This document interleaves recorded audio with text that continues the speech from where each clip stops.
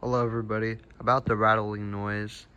So we talked with our mechanic, and when he did the oil change, he checked through the car and everything was good, except he found a couple bolts loose and he forgot to tighten them. So here, I'm gonna show them right now. There's some right here. So they kind of just rattle around.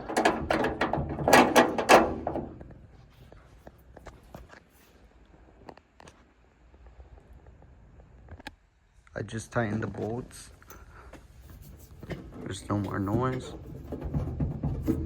We currently can't go take another driving video because it is pouring rain outside, but we are pretty sure that's what the issue was.